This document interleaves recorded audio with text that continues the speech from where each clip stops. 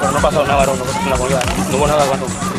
Seguimos conmigo un rato y ya, varón. ¿De qué te acusan, varón, ustedes? Me acusan de que andaba con ella, pues yo llegué afuera, me pararon aquí afuera. ¿Estaba aquí afuera, verdad? Sí. ¿Cómo es el nombre suyo? ¿El nombre suyo? ¿Cuál es? Tranquila. ¿Usted es el pastor? Sí, Francis.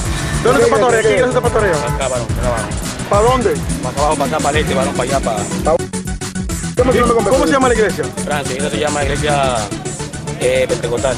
¿Pentecostal qué? Pentecostal, varón, así se llama. ¿Pero qué nombre? ¿Qué concilio? Pentecostal, misionero, un concilio, misionero pentecostal, misionero. Ok, el nombre suyo completo, su nombre y apellido. Francis García, señor. Francis García.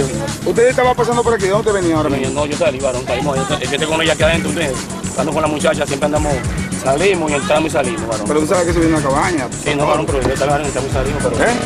Pero usted como pastor, ¿usted cree que eso está bien? Venía también, venir con una cabaña con una Me muchacha. parece así, no está mal hecho. No, yo estoy saliendo, pero está mal hecho.